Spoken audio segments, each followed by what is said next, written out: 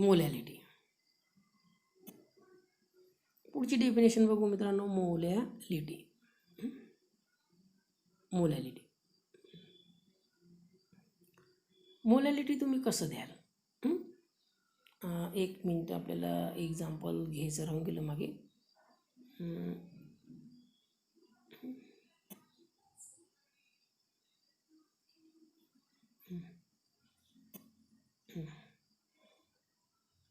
हां, घेतलं होतं example, sorry.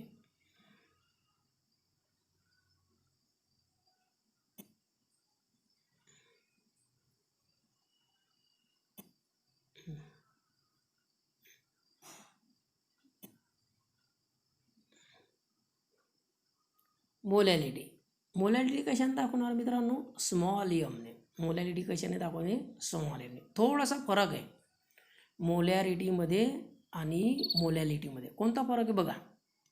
Molarity is equal to number of a moles of a solute. हे तर काही बदललं नाही, पण भागिलेला काय म्हटलं त्याने? Mass of a solvent in K G. Mass of a solvent in K G. किलोग्रॅममध्ये घ्यायचं आहे मित्रांनो, म्हणून युनिट काय आलं?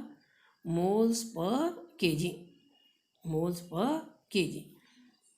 आता ग्रॅमचा फॉर्म्युला वापरायची काही गरज नाही मित्रांनो. याचा अर्थ जो होतो, मोलॅलिटी म्हणजे 1 मोलल ॲक्वियस सोल्युशन युरिया. जर तुम्ही घेतलं समजा असं वाक्य म्हटलं की 1 मोलल ॲक्वियस युरिया सोल्युशन, याचा अर्थ काय होतो की 1 मोल युरिया त्याचं वेट किती आहे? 60 ग्रॅम. 1 मोल युरियाचं वेट किती आहे? 60 gram.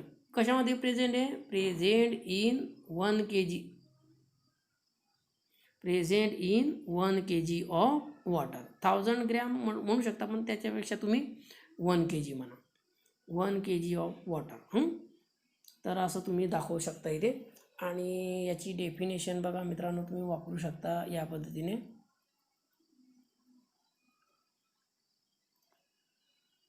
Number of moles of solute present in 1 K G of a solvent. Number of a moles of a solute present in 1 K G of a solvent is known as molality. LITY असा शब्द आहे मित्रांनो तो. नाही तर दोघी एकत्र करून टाकशाल, मोलॅरिटी आणि मोलॅलिटी. दोघींचा अर्थ एकच होतो असं म्हणत तुम्ही ते एकत्र करून टाकशाल. मग लक्षात राहिलं, it is denoted by small M. Small एमने तुम्ही ते दाखवू शकता. आलं का लक्षामध्ये? मग कशा पद्धतीने दाखवू शकतो आपण मोलॅलिटी ऑफ द सोल्युशन? तर मित्रांनो, हे कॉन्सन्ट्रेशनचे प्रकार आहेत सगळे. एक चौथं शेवट एक कॉन्सन्ट्रेशन अजून आहे, कॅपिटल एनने दाखवतात ते. त्याला म्हटलं जातं नॉर्मॅलिटी, जे तुम्ही 10वीपर्यंत दाखवलं होतं, बरोबर आहे. कॅपिटल एनने दाखवलं होतं नॉर्मॅलिटी, पण ते आपण इथे काही घेणार नाही. आलं लक्षात? तर इथे तुम्हाला 12वीकरता जे उपयुक्त आहे ते हे मोलॅलिटी. हे तुम्हाला जर 11वीमध्ये समजून गेलं तर पुढे त्याचा काही फारसा तुम्हाला तोटा होणार नाही. आलं लक्षामध्ये? मग आता आपण याच्यावर सुद्धा एक छोटासा प्रॉब्लेम सोडून पाहू आपण, की जो आपल्याला सहज समजेल असा. पण नंतर कठीण जर असला तर तो बी सोडून पाहू आपण.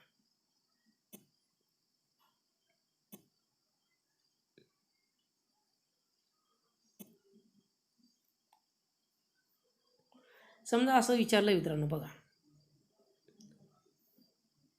11 gram of urea was dissolved in 100 gram of water. 11 gram of urea was dissolved in 100 gram of water. Calculate the molarity of the solution. असं असेल तर त्याची मोलॅरिटी काय करा? कॅल्क्युलेट करा, बरोबर आहे. आणि पुढे ब्रॅकेटमध्ये ॲटॉमिक वेट दिलेले आहेत. नायट्रोजनचं आहे 14, हायड्रोजनचं आहे 1, कार्बनचं आहे 12 आणि ऑक्सिजनचं किती आहे? 16. मित्रांनो, मग पहिल्यांदा आपल्याला काय करावं लागेल? इथं मोलर मास ऑफ युरिया काढून घ्यावा लागेल. त्याचा फॉर्म्युला माहिती पाहिजे. युरियाचा फॉर्म्युला काय होता? NH2CO NH2 या पद्धतीने, बरोबर आहे. टाकून द्या मग त्याचं वजन. N किती N आहे? Nचं नायट्रोजनचं 14, हायड्रोजन 2 वेळा आहे 2 हायड्रोजन, नंतर कार्बन आहे 12, ऑक्सिजन आहे 16 प्लस पुन्हा नायट्रोजन आहे 14 आणि 2 हायड्रोजनचे 2. किती आलं आन्सर? 16 ग्रॅम. किती आलं वजन? 16 ग्रॅम. आता दुसरं काय माहिती आपल्याला, आपण ते पाहू. मास ऑफ द सॉल्वंट, सॉल्वंटचं मास आहे बघा, वॉटरचं मास किती आहे 100 ग्रॅम, तर मास ऑफ सॉल्वंट 100 ग्रॅम. आता हे मित्रांनो आपल्याला के जीमध्ये घ्यावं लागेल. 100 ग्रॅम म्हणजे किती 100, कारण 1 ग्रॅम इज इक्वल टू किती होता 10⁻³ kg, बरोबर आहे. मग हे असं येऊ शकतं 100 मल्टिप्लाइड बाय 10⁻³ kg, त्याचाच अर्थ होतो 0.1, त्याचाच अर्थ किती होतो 0.1. ठीक आहे मित्रांनो, याच्यावरून तुम्ही मोल्स काढू शकता. मोलचा फॉर्म्युला काय आहे, weight divided by molecular weight. Weight किती होतं दिलेलं 11, ते टाकून द्या. मॉलिक्युलर वेट किती काढलं होतं 60, टाकून द्या. 11 डिवायडेड बाय 60, त्याचा ॲन्सर तुम्हाला मिळालं 0.850, 0.852, बरोबर आहे. अशा पद्धतीने तुम्ही सोडू शकता. दुसरा point, molarity of the solution. काय फॉर्म्युला होता, moles of urea divided by mass of a solvent in kg. Moles of urea किती काढले 0.852 आणि मास ऑफ सॉल्वंट किती आहे 0.1 kg, म्हणजे ॲन्सर किती मिळालं 1.852 मोल पर kg. तर अशा पद्धतीने तुम्ही काढू शकता मित्रांनो, आलं का लक्षामध्ये. तर मोलॅलिटीचं एक्झाम्पल तुम्ही अशा पद्धतीने दाखवू शकता तिथे, आलं का लक्षात. तर या पद्धतीने तुम्ही प्रॉब्लेम सोडवू शकता.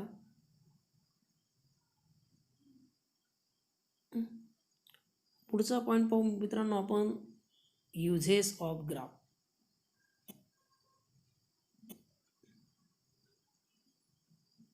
तर हा आपण इथूनच दाखवू, काय याच्यामध्ये फारसं काही दाखवण्यासारखं नाही आहे. तर बघा मित्रांनो, जेव्हा आपण प्रॅक्टिकल करतो, बरोबर आहे, then we can draw the graph. तुम्ही वेगवेगळ्या प्रकारचे असे ग्राफ दाखवतात बघा, ठीक आहे. When we draw the graph, then which graph is correct, this is most important. कोणता ग्राफ करेक्ट आहे हे सांगणं खूप कठीण आहे. So we get a value in this manner, तुम्हाला व्हॅल्यू अशा मिळत असतात, and then we can draw the graph in this manner. तुम्ही ग्राफ अशा पद्धतीने काढता, but this graph is not correct. हा जो ग्राफ आहे ना हा करेक्ट नाही आहे. We can show the graph just like this way. या पद्धतीने तुम्ही ग्राफ दाखवू शकता, म्हणजे एक पॉईंट वर एक पॉईंट खाली, एक पॉईंट वर एक पॉईंट खाली, आणि मग जी रेषा ज्याच्यातून जात असेल त्याच्यात, बरोबर आहे. आणि मग त्याच्यानंतर आपण विचार करू की शेवटचा what is the graph last shows, हा शेवटचा ग्राफ तुम्हाला काय दाखवतो. ठीक आहे, आता आपण एक एक पाहू. पहा, when the point are directly connected in a zigzag motion. समजा तुम्ही झिगझॅग मोशन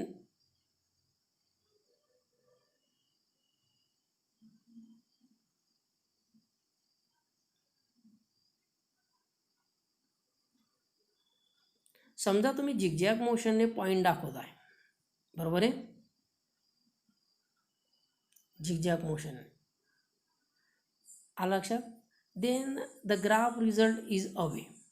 याचे जे रिझल्ट तुम्हाला मिळणार आहेत ते खूप वेगळे असतात. बी पॉईंट, हा झाला ए point,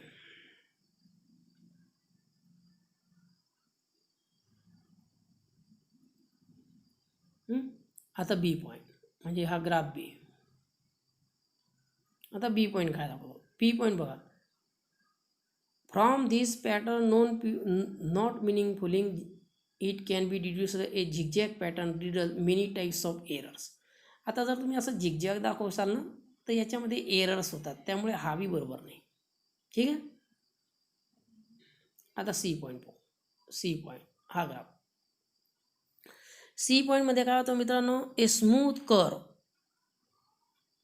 which may be called average curve passing through the this point. आता ही एक स्मूथ कर्व मिळते आणि त्यामुळे तुम्हाला हा ग्राफ म्हणता येईल this graph is a true and in this graph volume is directly proportional to temperature असं तुम्हाला दाखवता येऊ शकतं. तर या पद्धतीने तुम्ही ते पॉईंट तुम्ही दाखवू शकता. Now what is the show D point. D point तुम्हाला काय दाखवतो. आता डी पॉईंटमध्ये ग्राफ दाखवताना वर जो ग्राफ दाखवला आहे ना तो रेड पॉईंट दाखवला आहे असा. Now what is this red point indicate. This red point indicate positive deviation. ते काय दाखवतं पॉझिटिव्ह डेविएशन. आलं लक्षामध्ये. अँड बिलो पण दाखवलेलं आहे. बिलोला ब्ल्यू लाईन आहे. बिलोला कोणती आहे blue line. So blue line indicates negative deviation म्हणजे तो कमी दाखवतो मित्रांनो. So in this way we can show the graph in the experiment. तर वेगवेगळे एक्सपेरिमेंट जे तुम्ही करतात ना त्याच्यामध्ये अशा पद्धतीने ग्राफ तुम्ही दाखवू शकता. तर मनाने सुद्धा तुम्ही हे एक्सप्लेन करू शकता की ग्राफ कसा एक्सप्लेन केला जातो. आलं का लक्षामध्ये. त्याच्यात फारसं विशेष असं काही नाही. आलं लक्षामध्ये. तर ठीक आहे मित्रांनो, ते हे आपलं चॅप्टर काय झालेलं आहे कंप्लीट झालेलं आहे. बाकीचं जे काही असेल ते आपण पुढच्या वेळेस बघू. आलं लक्षामध्ये. पुढच्या वेळेस तुम्हाला नवीन शिक्षक आले ते शिकवतील समजा. तर ठीक आहे काही हरकत नाही. आता आपण आपलं चॅप्टर इथे समाप्त झाल्याची घोषणा करू. आलं लक्षात. तर दिलेले प्रश्न तुम्ही सोडवून बघायचे पुस्तकाच्या मागे काही दिलेले असेल तर काही प्रश्न जर आले तर ते विचार करायचं मित्रांनो. लिस्ट काउंट म्हणजे काय असा प्रश्न तुम्हाला विचारला तर माहिती आहे का लिस्ट काउंट.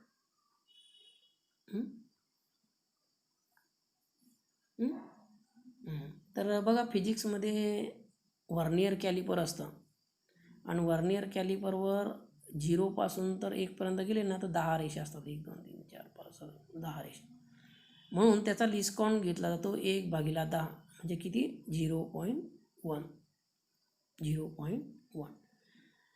मग याच्यावरून लिस्ट काउंट म्हणजे काय म्हणतात मित्रांनो the smallest value measured by the instrument.